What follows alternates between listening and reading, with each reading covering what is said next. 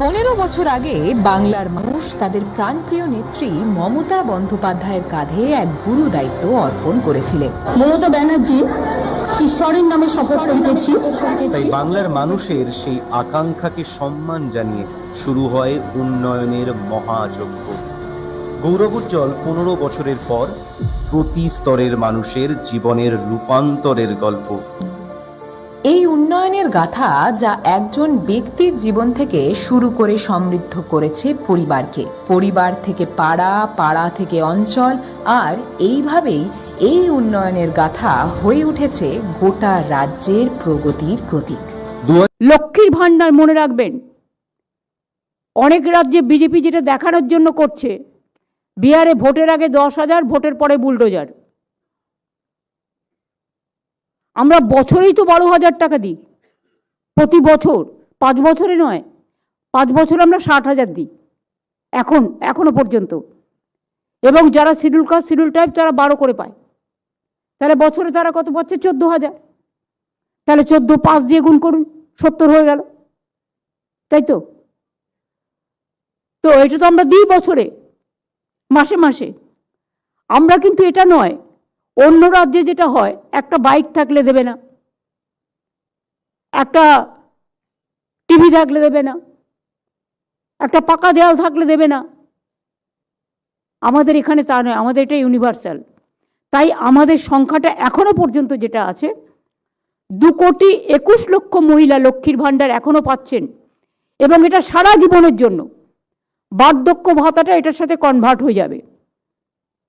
ফলে 60 বছর যাদের হয়ে গেছে, এটা লাইফ লং পেয়ে যাবেন, সারা জীবনের জন্য। এখানে আমাদের খরচ হয়েছে 2,21,00,000 এখনো পর্যন্ত, 74,000 কোটি টাকা। মহিলারা সংসারও চালায়, আবার সরকারও যখন চালায়, তখন ওই লক্ষ্মীর ভাণ্ডারের মতোই কিভাবে ম্যানেজ করতে হয়, সেটা সবাইকে নিয়ে ভাই বোনেরা মিলেই মিলিতভাবে করে। সেইভাবেই আমরা করছি। অনেক যন্ত্রণা, অনেক লাঞ্ছনা, অনেক বঞ্চনা থাকা সত্ত্বেও, তা সত্ত্বেও কেন্দ্রীয় সরকারকে বলবো অনেক ধন্যবাদ। আপনারা আমাদের টাকা আটকে রেখেছেন তার জন্য। তাতেও মনে রাখবেন, দয়া করে যতই অত্যাচার করুন, অপপ্রচার করুন, কুৎসা করুন, চক্রান্ত করুন, আমরা কিন্তু আপনাদের সাথে কোঅপারেশন চাই, আমরা নন কোঅপারেশন চাই না। আশা করি মুখ্যমন্ত্রীর উন্নয়নের পাঁচালী নয়, মুখ্যমন্ত্রী মমতা ব্যানার্জির নেতৃত্বে দুর্নীতি, তোষণ আর সীমাহীন স্বেচ্ছাচারিতার পাঁচালী মুখ্যমন্ত্রী প্রকাশ করেছেন। এবং আমরা বলি এটা জলাঞ্জলির পাঁচালী। পশ্চিমবঙ্গ বাংলার গৌরব, সংস্কৃতি, মায়ের সম্মান, কন্যার সুরক্ষা আপনার হাতেই জলাঞ্জলি হয়েছে।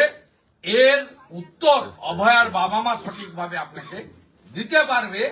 তাই এই মুখ্যমন্ত্রীর বিরুদ্ধে ভারতীয় জনতা পার্টি যথাসময়ে রাজ্য স্তরে ব্যর্থতার শ্বেতপত্র প্রকাশ করা শুধু নয়, 294টা বিধানসভা কেন্দ্রে আপনি 11, 16, 21-এর বাজেটে, ডিপার্টমেন্টাল বাজেটে কি কমিট করেছেন আর কি করেছেন, আমরা জানুয়ারি মাসে প্রতিটা বিধানসভাতে উপস্থিত হয়ে আপনার বিরুদ্ধে, আপনার নির্বাচিত এমএলএদের বিরুদ্ধে আমরা চার্জশিট দাখিল করি।